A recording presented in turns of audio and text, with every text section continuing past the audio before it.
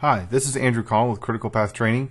In this visual screencast, I'd like to show you how to create custom SharePoint 2010 service applications, as well as consumers that'll use these custom service applications.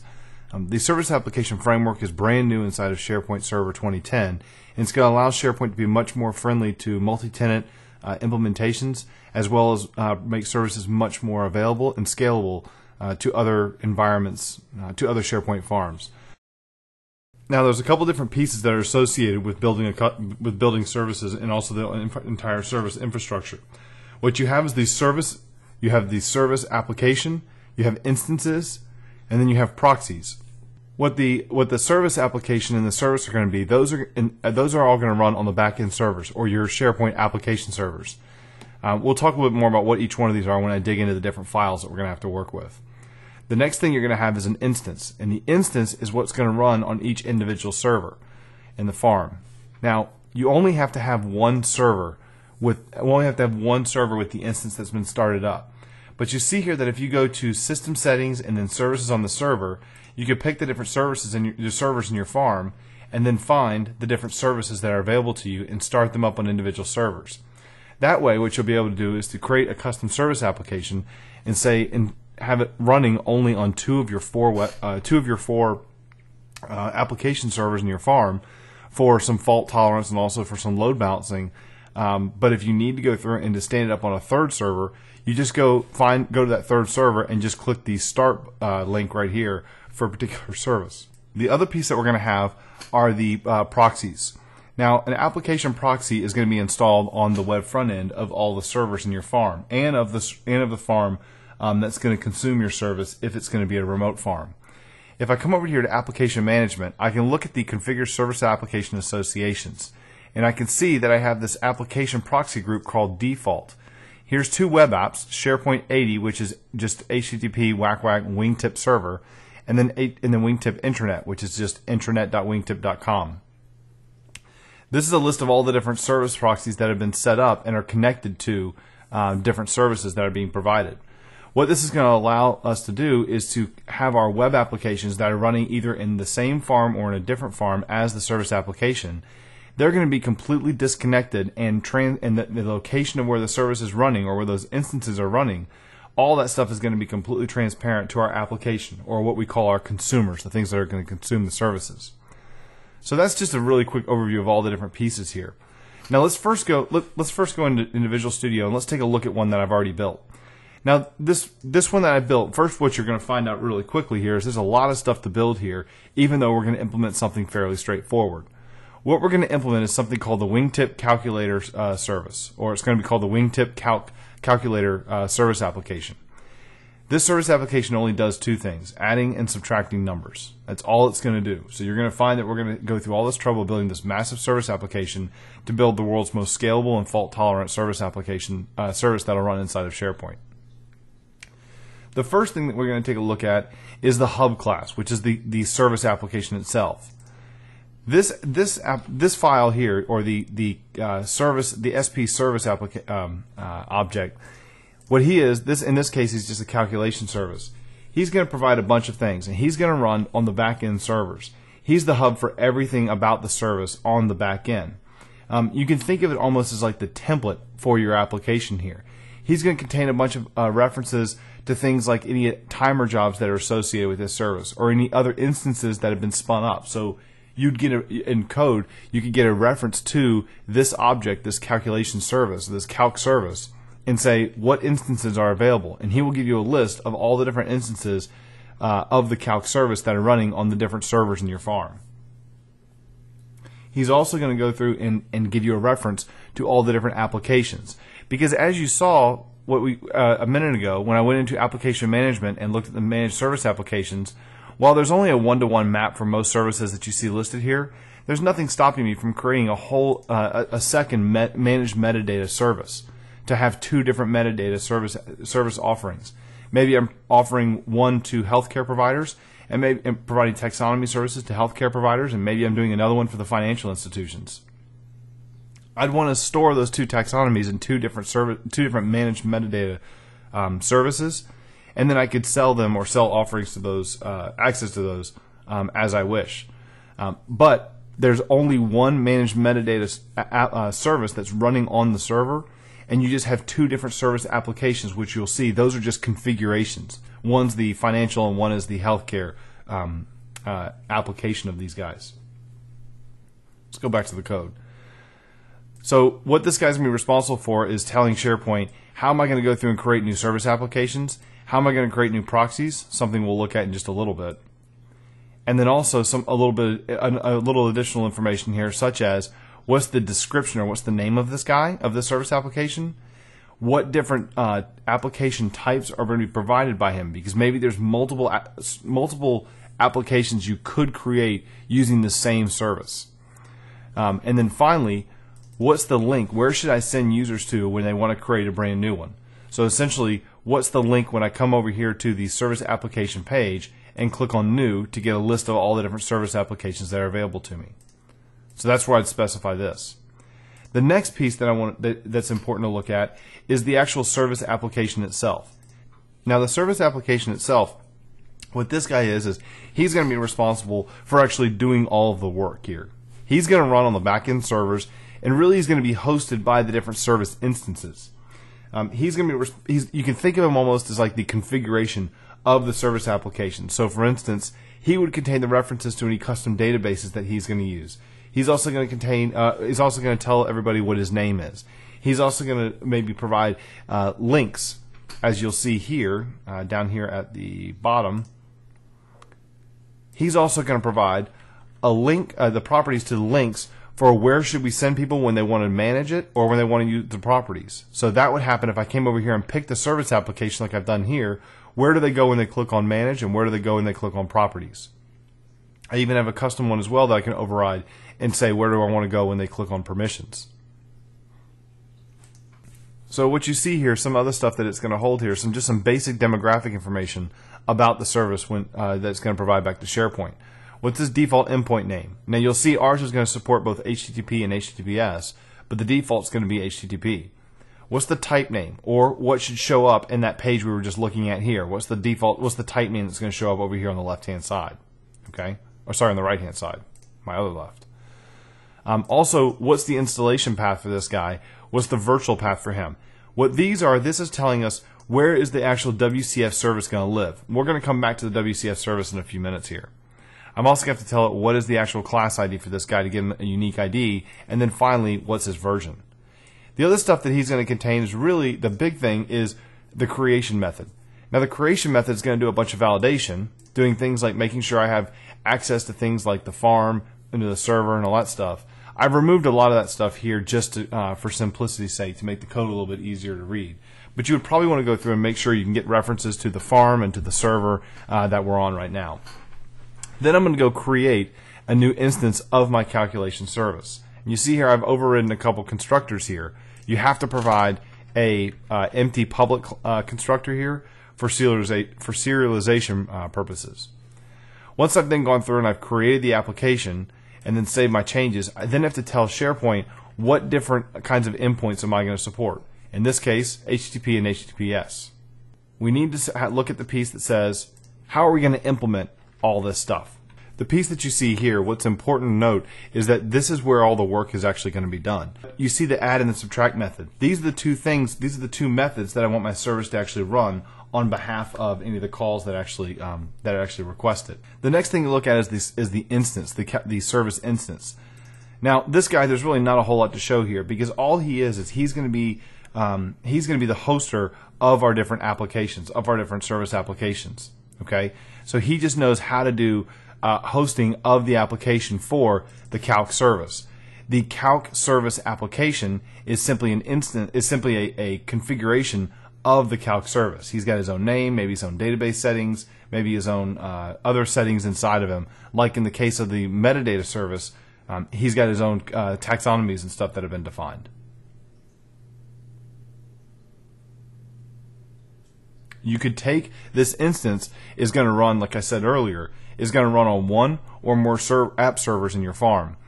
You could just by going through and just saying start, and by starting up a new instance on other farms, he will automatically register himself with the service, and the service just uses an internal round-robin load balancer to pass off the work to each one of the different servers that are running the instances. The next thing we need to look at is the calculation service proxy. Now what this is, you can think of him almost like the calc service, except he's going to run on the web front end. What he is he's going to be a single instance that knows how to talk back to the service itself. We don't have to do a whole lot of coding here. We just have to simply say things like what's the supported service application, which is the GUID of the service app, the version, and then also saying what's the type of the service app that we're going to allow. What's the type of proxies we're going to allow to connect to it. The other thing you'll see here is I'm just passing in things like get proxy description and also what types are allowed here. These are the different things just telling SharePoint this is the stuff that he'll permit. The other stuff that we don't have to worry about, other things that are already coded up for us by Microsoft, is going to handle the plumbing of actually talking to SharePoint and figuring out where he's going to go. The next thing is the application proxy. Now the application proxy, this is the big guy that's going to do a lot of the work here. There's a really big thing that we're going to have to do here. There's a lot of code about going through it and creating the plumbing, the WCF plumbing. And what this is going to do here is essentially it boils down to this execute on channel. This execute on channel is going to say what do I need to do, and then what's the actual code that needs to be run here. All of this is going to go through the work of going through and saying go get a channel, and when I go to say get a channel, it'll go through and use the channel factory that I've created to go create a brand new channel for us. These WCF channels are creating the connections back to the where the instances are running. They're pointing to a specific WCF service that I'm going to create that's going to know how to talk to the different service applications, and the instances are what are hosting those guys. The invocation process that you see here is going to be responsible for going through and actually calling of executing the work here. So you see here that I've got this on the invoke here. What his job is going to be is actually go through and actually run the delegate that's being passed in. So he's going to say go through and take this 1 + 1, go pass those along, and I want you to run those against the back-end servers. He's also going to implement our different methods here. We see our add and our subtract. All right. Now what this is simply saying is our add is going to say I want to go through here. We'll start the result with 0, and I'm going to call in execute a channel on the channel. Pass in I want you to run the add method, and then pass in the delegate of the code I want it to run, which is just the channel.add method. Right. The channel is actually an instance of this contract that we've created. Same thing with the subtract. The next thing we should look at is the actual service itself, the WCF service. This guy's really straightforward. There's not a whole lot here, but if I look at the calc service, he's simply going to go through and points to the service application to do all the work here. Okay, so that's the thing we already looked at. That says where everything is. Another cool little trick here you see is that I'm using these different tokens, so I don't have to go type in the fully qualified name of my SharePoint project. By default, Visual Studio only goes through and replaces these tokens on certain files like ASPX, ASCX, configuration files, XML files. It doesn't do it to WCF services. But there's a little trick that you can pull here. If you go unload your project, once it's unloaded, you can then right click and say I want to edit it.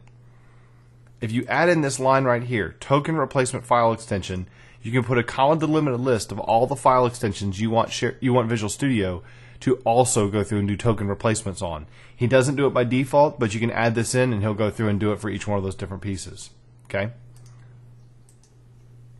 Saves you from having to go through and write out the fully qualified name. You're also going to have, like any other WCF service, you're going to have to go through and create a couple custom bindings and say like what the different service name is, create a custom binding for this guy, give it a configuration name, what's the contract, is it secure or not, and then go through and define a few other things here. You're also going to want to create this web client. Now you see these different folders you have here, these different with the globes on them. All these guys are just mapped folders. So if I say add SharePoint map folder, it would give me an option of where I want to map these things to. All of the different services, if I open up the SharePoint root here, all the services stuff is going to go inside the 14 folder or the SharePoint root. Custom services are going to go inside of this web services. This is what's going to be deployed to the back-end servers, and this is how the front-end servers are going to talk to SharePoint to our service through that WCF custom service I just showed you. they're going to establish their connection from this web clients. So if I look in here under web clients, I would see this client config. Now, this is going to go through, and we're going to establish the connection from the host, from the web front ends back to the back end servers.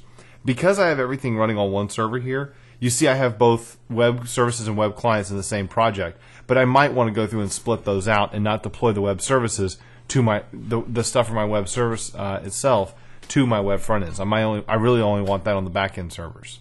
The next thing I need to talk a little bit about is the administration story. When you do the administration story for a custom service application, what you really need to do here is you need to make sure you do both a web and a PowerShell administration interface. Building custom PowerShell commands is actually pretty easy in SharePoint. What you have to do is you first going to go through and create this class. So in this case, I've got both a browser-based installation, or sorry, a browser-based service application creation, and then also a PowerShell-based installation. Now, if I come over here and look at this, this is a custom PowerShell command that I've created for SharePoint. It implements the SP commandlet class, and I'm saying that I want to use, it's going to be new calc service application. Now, I've got a couple different parameters coming in here. In this case, I need to get the name and the app pool that I want to go through and have my service application running under.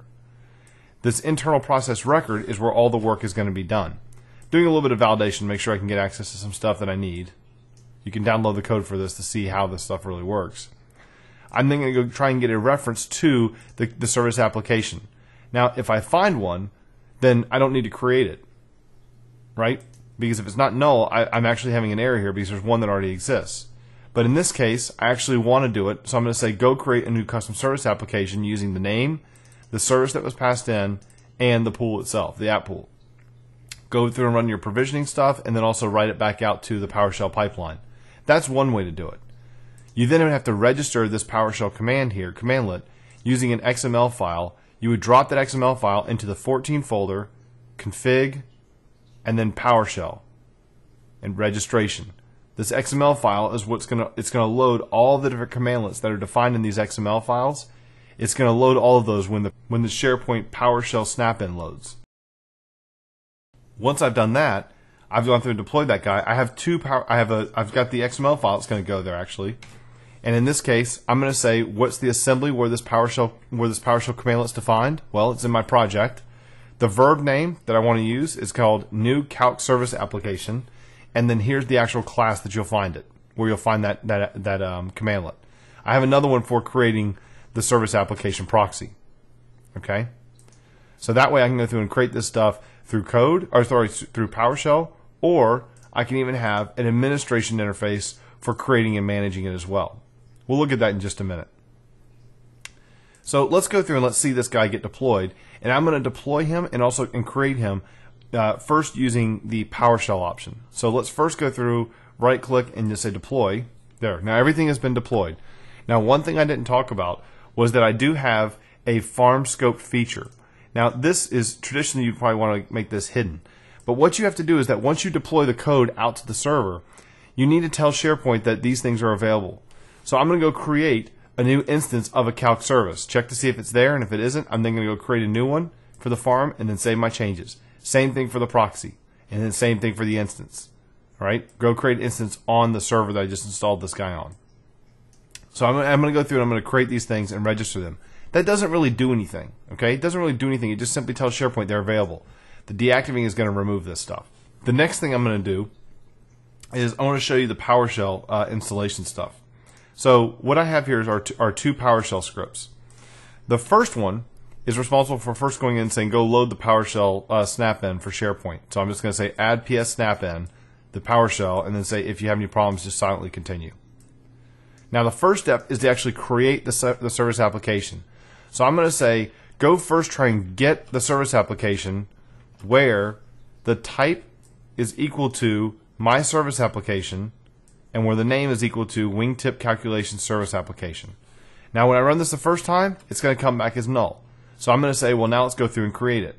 I'm going to get a new ID for my service app, and then I'm going to pass this in and use my PowerShell custom commandlet that I created called new calc service application, passing in the name and the app pool that I want to use.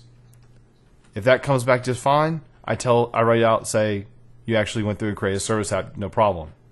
Once I've created the service app, the next thing I have to do is set up the permissions for this guy. So I'm going to get the permissions of the current user, which happens to be the administrator. I'm logged in as the admin. I'm going to go call a out-of-the-box commandlet in SharePoint called the new SP claims principal and go pass in my identity and tell it it's a Windows account and get a new claim for this user.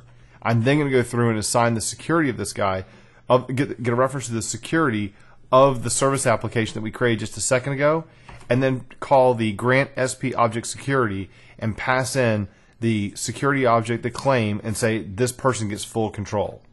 All right. And then finally, I'm just going to say, go set this, go set the security on the service app. So now all the permissions have been set up accordingly. The last thing I have to do is to go get a reference to the instance. So I'm going to first go get a reference to the instance that I've installed using the feature. I'm going to check to see if it's online. Online in the UI, that really means started. If it's not online, if it's not equal to online, I say go start the service. Okay. So if we go take a look at this code, or get a look at this running, I'm going to jump back to cd dev msdn, go to my project, and I'm just going to call setup the service application.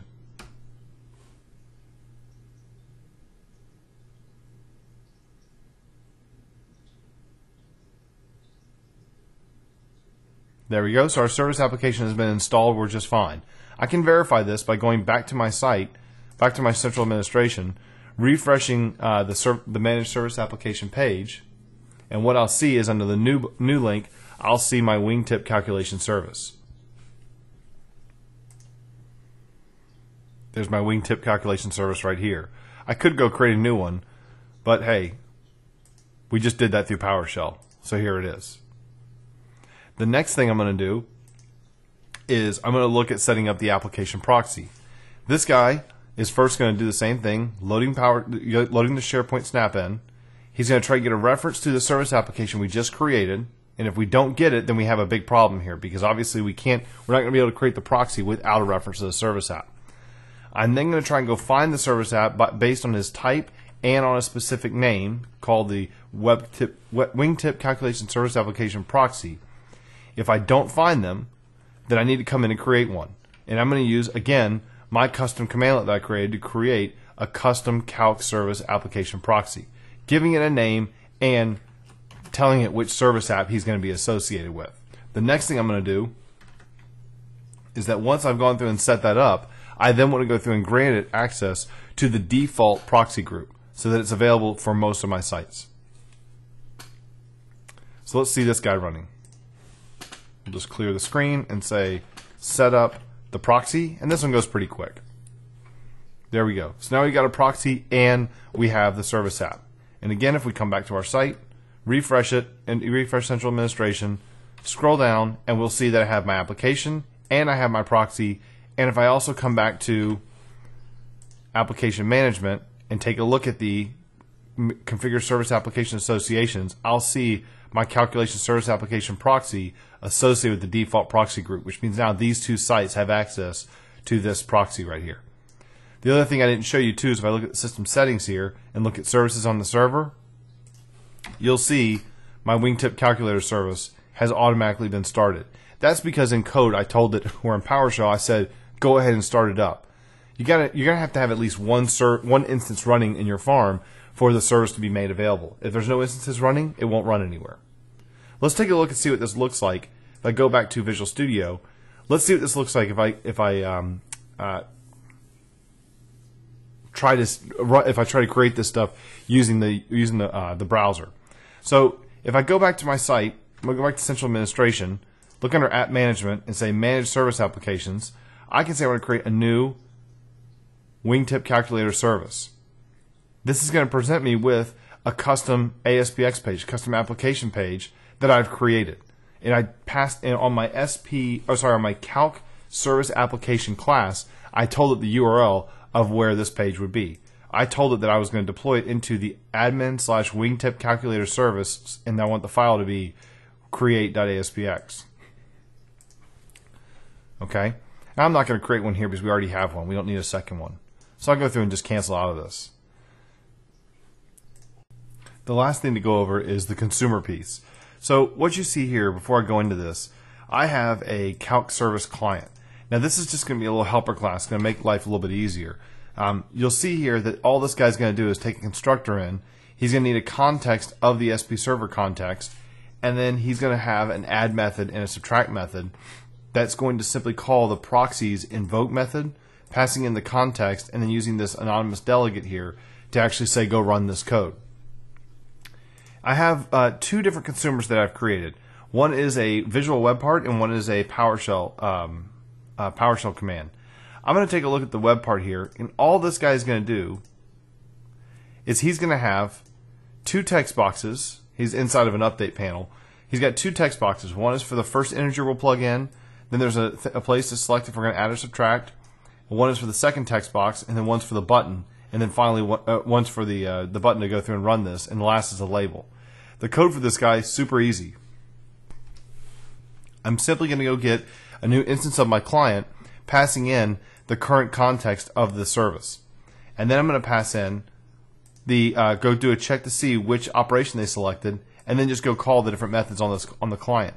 The cool thing about this, though, is that you could care less what servers your service application is running on, even if they're in the same farm that you're in, what their configuration is or anything like that. You could care less about that stuff when you're writing consumers, because all that stuff is made transparent to you thanks to the SharePoint service application infrastructure. Let's take a look and see how this works. If I right click and hit deploy, it would deploy my project to SharePoint. I've already done that to save some time here. So I'm going to go look at our Wingtip intranet, switch it into edit mode, say I want to insert a new web part on the page, pick my Wingtip calculator web part, and hit add. And we'll get out of edit mode, and then I'm going to plug in two numbers, say 23 and 4, to get 27 back. There it goes, 27 ran just fine. So it actually made a call against my service application that was running on my back-end server. In this case, it happened to be the same one. I've got a PowerShell interface in this too, to where if I come over here and say change directory to my dev/msdn where my PowerShell script is, what you'll see is that I've created a little PowerShell script called test calc application. He's going to first create a little variable of the URL of my site, because that site has the proxy set up on him, and I'm going to say I want to go add in 24 plus 4. I'm going to call my custom PowerShell command that I've created over here, commandlet over here. I'm going to pass in the service context of the site, and then also call the add parameter and pass in two values. So when we see that run, it takes a few minutes for it to run the very first time, because a few seconds to run for the very first time because it's spinning up the service app. And there you go. It just ran 24 plus 4 is 28. So what you can see here, you've seen how to go through and create a custom service app, as well as how to go through and create consumers.